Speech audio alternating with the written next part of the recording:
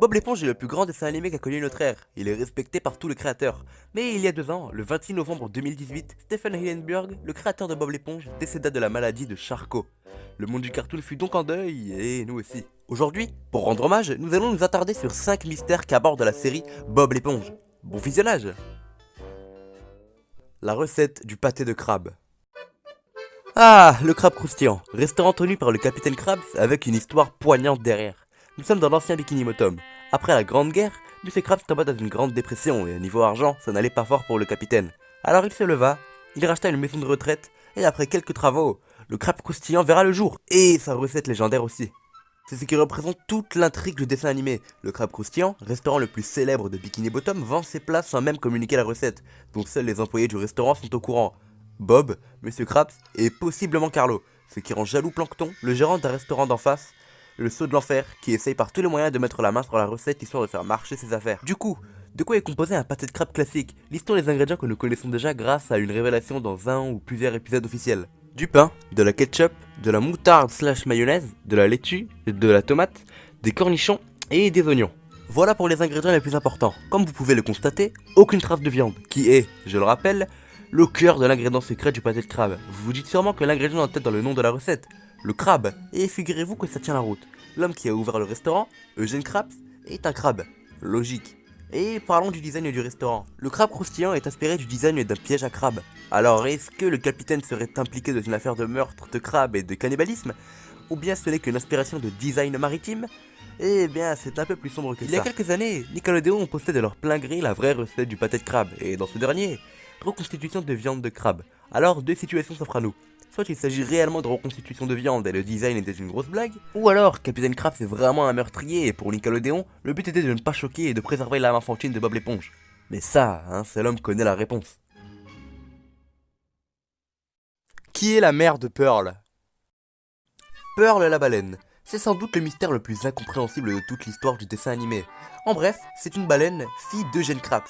Un crabe. Non, jure. Bref, on est d'accord, c'est un peu compliqué. Mais avant de théoriser, revenons un peu sur qui sont Pearl et le capitaine Krabs. Eugène Krabs est le gérant du crabe croustillant et l'un des personnages les plus entre guillemets mauvais de l'œuvre. Il est très radin. La preuve, les employés du restaurant sont à plusieurs reprises définis comme sous-payés. Bon, j'ai peut-être exagéré quand j'ai dit qu'il était mauvais car il sauvera à plusieurs reprises la vie de Bob grâce à son intelligence et sa très grande force.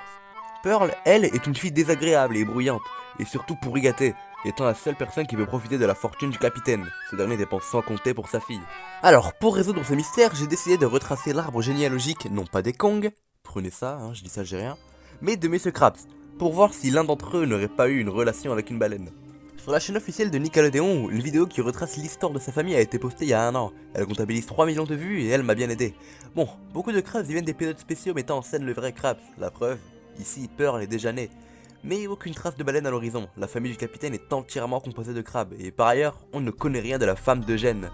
C'est là que la théorie commence. Elle est décrite comme Madame Krabs, elle a pris le nom de famille de Monsieur Krabs et par conséquent, Pearl est une Krabs. C'est bon à savoir. Sur internet, rien à part des théories sans fondement que j'ai décidé de ne pas regarder. Reprenons. 5 possibilités s'offrent alors à nous. Dans l'un des premiers épisodes de Bob l'éponge, Monsieur Krabs a une peur bleue des hameçons. Alors je ne pense pas que les crabes mordent aux hameçons, peut-être, mais en tout cas, il ne semble pas avoir peur pour sa personne. La théorie raconte que la mère de Pearl fut pêchée par des hameçons, laissant Eugène seul avec sa fille. Et oui, les baleines se font pêcher par des hameçons, Ou alors, Pearl fut adoptée par Monsieur Krabs dans un orphelinat ou peut-être qu'il l'aurait trouvée dans la rue. Il a cette image louche qui circulait sur internet il y a quelques années, à partir du principe qu'elle sort tout droit du dessin animé. Dessus, Monsieur Krabs semble triste en portant Pearl qu'il était encore qu'un bébé. La scène se déroule dehors et non pas dans un orphelinat. Ce qui, d'une certaine manière, montre qu'il s'est réellement passé quelque chose de tragique concernant la mère, renforcé par l'expression faciale du capitaine. Ou sinon, la mère de Pearl aurait pris ses valises et s'est barrée, loin de l'encre familiale. La peur et la colère dont fait preuve Pearl quand son père veut se remarier peuvent renforcer cette idée. Il y a tellement de théories possibles et certains iront même jusqu'à dire qu'Eugène est le sugar daddy de Pearl. C'est dégueulasse.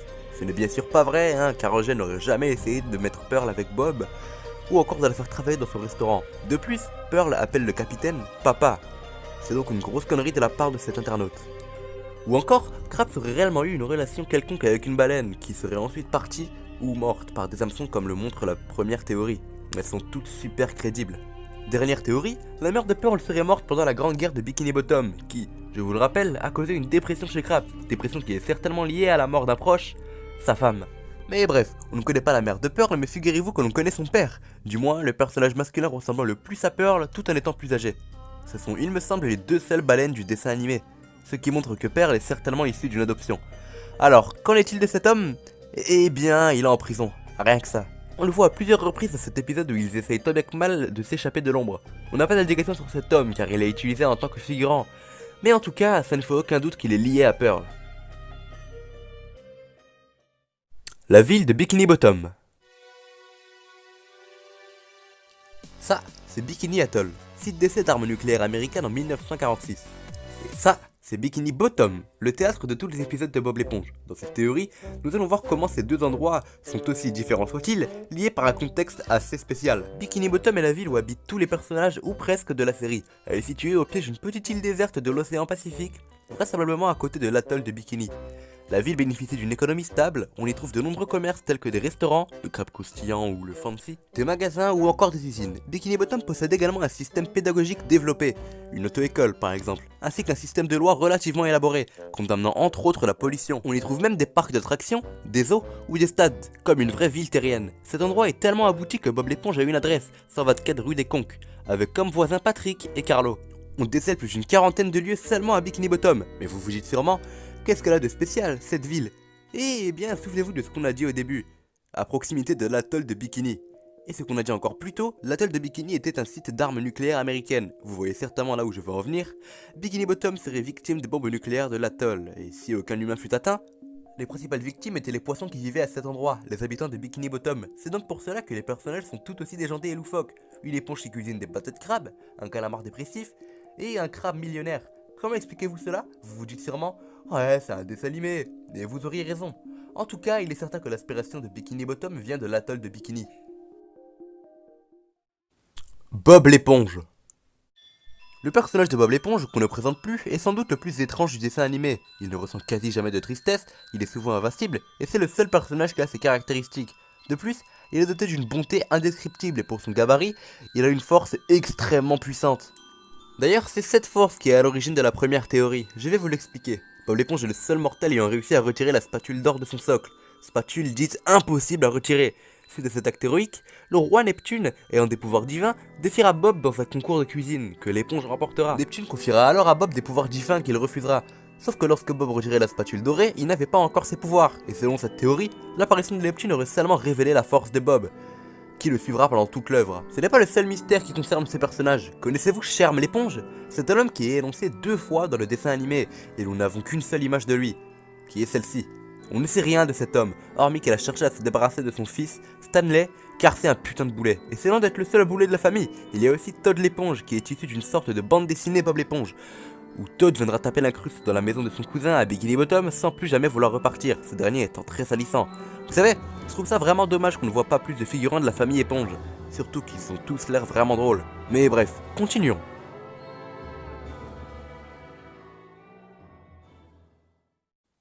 Carlo.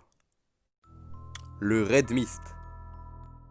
Nous sommes en 2010, la communauté Bob l'éponge est sous le choc depuis la publication d'un épisode malsain du nom de Le suicide de Carlo.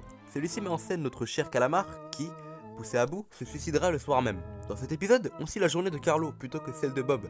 C'est très flippant et je vous rassure, ce n'est en aucun cas lié avec Nickelodeon, bien que les prochaines phrases montrent l'inverse. L'histoire, je vous l'explique, c'est l'histoire d'un jeune homme qui avait été pris en stage une année chez Nickelodeon en 2005. Un beau jour, lui et un second stagiaire étaient dans la salle des monteurs pour le rendu final d'un épisode nommé Peur d'un pâté de crabe pour la saison 4, qui existe vraiment d'ailleurs. Alors tout le monde s'amuse, c'est cool, mais la clé USB où l'épisode est mis, eh bien il a écrit Suicide Carlo dessus. Mais bref, vous savez, les éditeurs avaient l'habitude de faire des blagues en écrivant des trucs beaufs sur les clés. Alors à ce moment-là, aucune pensée ne traversait l'esprit de personne. Mais c'est lors de la lecture de l'épisode que toute l'équipe fut traumatisée. Cette blague ne venait de personne de la salle. Et c'était même pas une blague, les images utilisées étaient trop glauques pour être un contexte humoristique.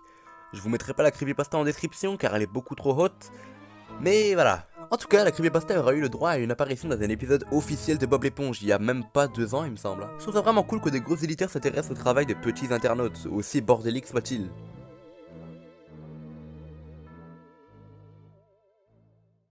Pourquoi Carlo déteste Bob l'éponge? Carlo n'a jamais réussi à se débarrasser de Bob, qui n'est pas seulement son voisin, mais aussi son collègue. La source de haine qu'éprouve le calamar pour l'éponge n'est pas claire, bien qu'une raison potentielle ait été montrée dans un épisode de la saison 6. Dans cette dernière, Carlo menait une vie heureuse et paisible chez lui à Bikini Bottom. Mais un jour, un ananas est tombé d'un bateau et a écrasé le jardin de Carlo, et cet ananas est devenu plus tard la maison de Bob.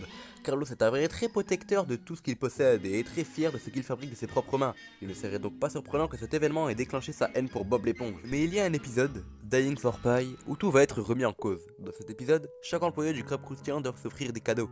Carlo, lui, achète une tarte à des pirates pour l'offrir à Bob. Ces pirates cachaient en fait des bombes dans leur tarte, et quand Carlo se rendu compte qu'il allait perdre Bob dans une explosion de tarte, tout ne tournait qu'autour de ça pour lui. Carlo accepta d'être le meilleur ami de Bob et de passer ses derniers instants à ses côtés. C'est l'un des épisodes les plus touchants de l'œuvre.